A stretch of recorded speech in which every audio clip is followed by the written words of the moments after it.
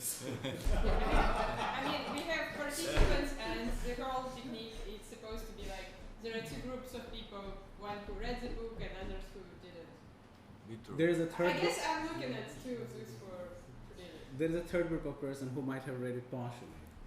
Yeah, but if you read a part of it, you are like What we have considering to the do one who read is it. say, They have some Because questions. like it's supposed that we have two groups of people asking questions, and first of them it's those who read the book. So I need to ask the question: do you, honorable professors, want to ask the questions to you, like to your own between the two? I mean, Do you want to have a questions discussion? you guys You want too, to have a because dialogue? I have a question to him. You can Guys, ask the question. I have 6 questions for both of you. So Okay, and I've got only a few remarks. Yeah. Can you look to this slide? So what do you think, based on your analysis that you just established just now, who you are more? Legitimizer, facilitator, constructor, or masker in your analysis? Or just- master.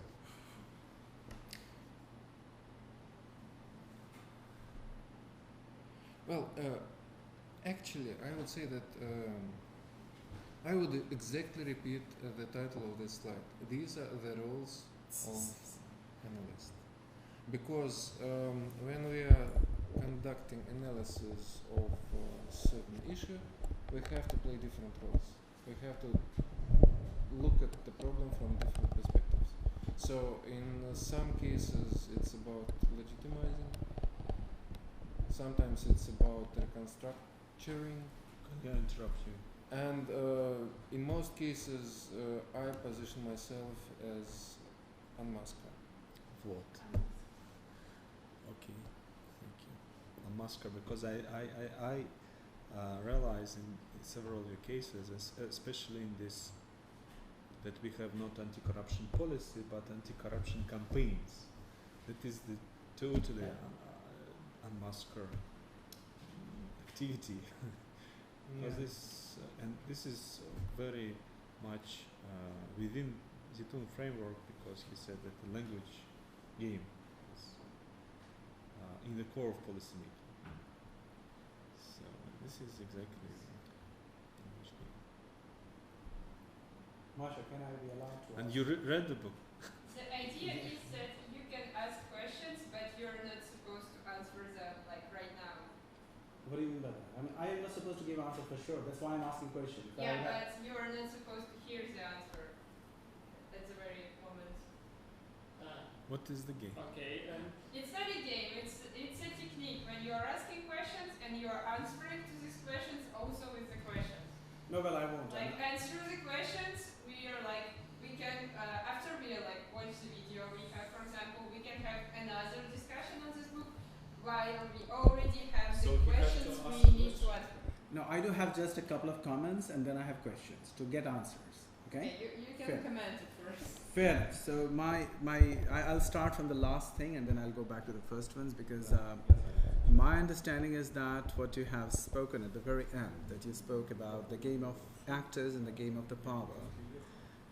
To my understanding by the discussion that you had and what Dr. Zaytsev said, I believe it's a question of the fluidity of the game of language in the whole policy processing, and at times within the policy implementation, that changes the very objective of the policy cycle when it started. And I'll just try to prove it through 3 examples that I have. The case of Gudkov, the guy who was in Duma. The case of Yakunin, the guy whose son has now got British passport. And the third case is of the Yuri Chaika, the guy of Prosecutor General, whose son was basically having a big villa somewhere outside abroad. Now, as you say, the law enforcement agencies are basically the ones who should be very happy to have the whistleblowers by their side, and they are going to be the cheerleaders. They're going to supporting them by the pat in the back. Sometime in the whole policy implementation of the anti-corruption policies, which was declared by the state organizations, it basically fell prey. It became a kind of an instrument which was selectively chosen. and the policy is suffering from a selective amnesia. So it is implemented on as and when basis rather than as a policy. It is one of the more whip that the state has against the people who they want to kind of punish, control, regulate, constrain, restrain, suppress, gag. May I answer now? Sure. Okay. I will give a partial answer actually, because without getting into depths of anti-corruption regulation, it is very difficult to analyze the particular situations. So what I would like to draw your attention, and probably this would be a good addition to the comments I did before, is that when we are speaking about Russian anti-corruption policy, we in fact are speaking not only about state agencies introducing regulation, or civil society organizations protecting human rights, protecting people who suffered from corruption in relation with bureaucracy, for example. Not only about think tanks we are speaking, who were supposed to provide certain solutions to the problem, and they did, and they were not partially implemented to a certain extent only. So we are actually also supposed to include Russian bureaucracy into the range of actors influencing both agenda setting, policy formulation, policy implementation, and so on. Because Russian bureaucracy plays a very significant role at all stages of anti-corruption policy process. And this is a very interesting topic for analysis actually. And it provides many answers to what is happening and why it happens. Because our country anti-corruption policy is the case when anti-corruption policy implemented by those people who are not willing to implement it. It is supposed to be implemented by bureaucracy. So it's like expecting that they will punish themselves. That's what I say. Yeah. The whole language, or the fluidity of the language, at the end of the day, it is societal. So they are And it's even not fluidity of language. It's purposeful programming of language fluidity of the goal. at the agenda setting stage. Yes. A good, very nice illustration is related to the state civil service law, which was adopted in 2004. The expert community who was involved into its preparation prepared a document which was close to 200 pages in size. And the actual law was approximately a couple dozens of pages. So this is an illustration of what is happening, how the policy process is influenced by those informal actors, unknown actors, unseen actors. So Not political parties, not experts, bureaucracy. the second question, I guess, it's for both of you. It's like when we talk about agenda, and Dr. Zaytsev spoke about something which is a very successful story. Educational sphere changes are, and it's a kind of a successful case. And he suggested that it was a kind of a thing in which things were kind of basically mutated, got kind of convergence of two different groups, two contesting groups. They kind of took some of the good demands from both sides. Are we talking about agenda adjustment, agenda trade-off, or is it kind of sometime like you are gaining, or agenda inclusiveness? I'm just trying to understand from the language of our Zaytoun's. First, from Philippe Zaytoun's perspective and approach, there is no successful policies. Just this is my impossibility. So Just it's just no. adjustment. This is not success. You cannot say that it is successful. There are a lot of research of Institute of Education of High School of Economics and High School of Economics and other branches that said that yes, there is a positive correlation. Yeah. So the more time Unified State exam is implemented, the more school children from regions came, the less gap. But there are another research that showed that this is not true. This is exactly the illustration that policy analysis, this is argumentative strategy, this is not objective knowledge. So when you say successful, in my article that you've read, I have another approach. I have not Philippe Zaytsev approach, I have Howlett approach that is much more as a follow-up a policy cycle that is more objective, positivistic and so on. And that is why we can trace the success of the policies if it is based on knowledge, if it is more instrumental than political, then it is more successful than. But Zaytsev did not say it about success. He said about how do policy making really happened, black box, and how do the politics intervene in this policy making, and how, and it is not even intervene, it is exist, and how it is exist there in this policy making process. So this is not about success. A very short question. I don't want to create a kind of a dialogue. There's a whole larger thing to discuss. Just a small thing, and I'm just off. Like when you say it's a small caveat to the discussion, you say that you are an expert on the actors' issues. Here the question is like, here is the critical actor who has been allowing the contest going on between the two community run by Dmitry and run by Mr. Kuzma. Now let's put the name XY. And here the tip of the invisible actor is one who decides right sitting from the Kremlin, who wants to allow this whole thing to configurate, and then he wants to contain when configuration goes beyond, and then he kinds of create a trade-off. So in this situation, the question comes about, the question is related to the values and ideology. Is the state adjusting the values and ideologies as per the larger framework of how the society, this power brokers or power leaders wants it to unfold in the education sphere? And then the epistemic community, or as I'll say, the scholars, intellectuals, professors, rectors, they are just playing the tunes as per the demand of the, the person who has commissioned the tunes. That's a good question. But I think this is related to what Sergei Anatolich said, that Zaytsev examples and his approach is Western approach. I mean that he was born from the Western examples, first of all, and tried to trace the policy-making process in democratic societies.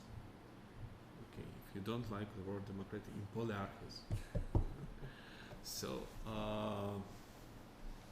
this is not the people democracy of China. What this is about, in some political situation, we have contestation of factors, we have a deliberation where information 90% is open, and so on. So in societies like China, for sure, there will be some other dynamics. Maybe some grey cardinal who just provide a general framework for the decision-making process. Education, also this is an old question that we can trace in public policy theory, what is more important in political system for the policy-making, or particular systems within their specific policies. What is more important? Is the education policy, for example, is driven by the general authoritarian system of Russia, or and all policies driven by them. So there is some Putin who just can govern everything and decide everything. My analysis, I will say, show that this is not true. Right. That there are some policies that are more open, more deliberate, more if you want, flexible to external influence, not from the great cardinal part.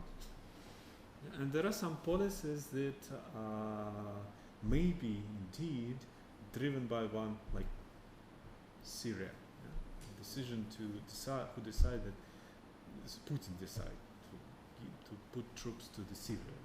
This is his policy. But education policy, as I see, it's more deliberate, it's more close, if you want, to the Western examples. And then zittoun, one of the zittoun approaches, as I reconstructed, just to look into the specific policies and to look to the specific proposal even, or policy statement, like you said, and to reconstruct it. Not having background understanding that everything is manipulated by one great cardinal or by one dictator, that to try to see this play, these games and these coalitions. Even in closed societies like China, I believe that there are games, for sure, because, okay, if civil society... The actors are different. Actors are different, because this is the Communist Party, the government Communist Party, and inside there are different actors who, this in the same way, build coalitions, argue, convince each other, criticize each other, and so on, because this is a human being nature, if you want, yeah? So just to fight, to compete, to contest. There is And from one point we want to contest it, to fight disorder, and another phase, yin and yang, yeah? Like we want to create order. We fight not because I want to kill you, but we fight because I want to make you my, not friend, but some supporter of my position. Ally. So it's a kind of like So it's a policy pendulum, right? So you move from different positioning, and then you have the swing of the different policy, and then you finally come to a kind of a policy adjustment. And I guess this is the whole thing. Exactly. This is the whole thing. There is no objectivity, no success, no efficiency. Just boom, boom, boom. So my remark is kind of an answer to your question, because for me, from my point of view, this book of Professor Zaytsev is not only interesting because of this great set of tools for analysis, but also because Professor Zaytsev is very creatively reconciling the ideas of French post-structuralist philosophers, especially Bourdieu and Foucault. He mentioned Bourdieu several times in this book, but the main issue which was raised by Bourdieu in his work about state and actors, that it is meaningless to compete in field of public policy because from general point of view, our motivations, our knowledge, everything formed by the state, because state is the most dominant actor. So it is meaningless and we need to reconsider everything. Sure. But Zaytsev found that from this point of view he is not a structuralist but mostly positivist, because he said, okay, there is no big deal who is the dominant actor. If we are able to participate in these games, we need to participate because we've got some new knowledge, we've got some new possibilities. Of course there is no efficient policy, there is no final result, there is no good for every people in the country, but at least we need to fight entropy. It is our task. So from this point of view, it is not a big deal who is the dominant actor, because we need to fight. It is our mission, our task. Very close to Belayev approach as well. The department. that maybe you will not get the happiness. For sure you will not be get the happiness, but there is a chaos and we have to fight it. Otherwise we are not human beings. Yes. Actually, there is one more reason why no policy can be efficient.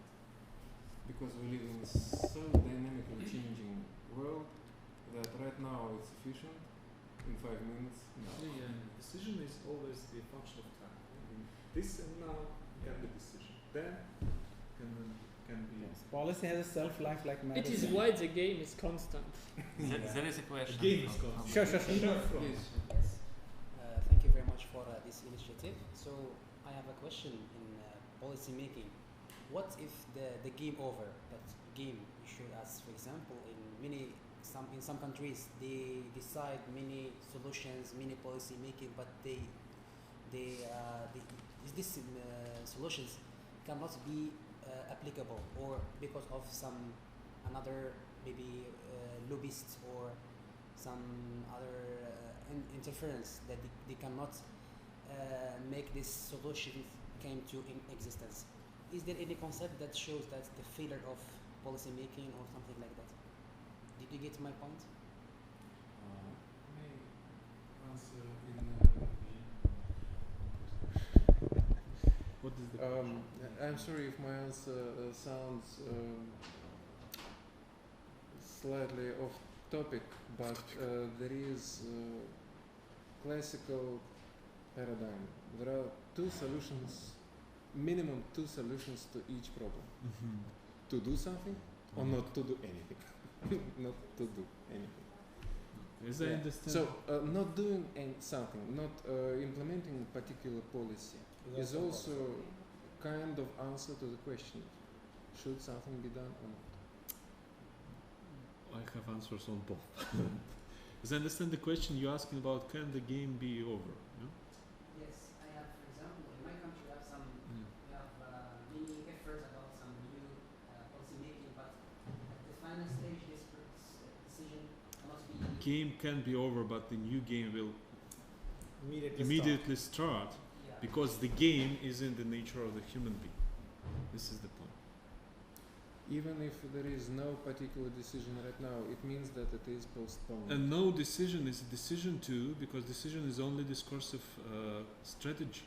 It's nothing. It's just stop of this game. No decide is decision, because you stop this game and start another game. No policy, so No policy is decision. yes, decision. Yeah.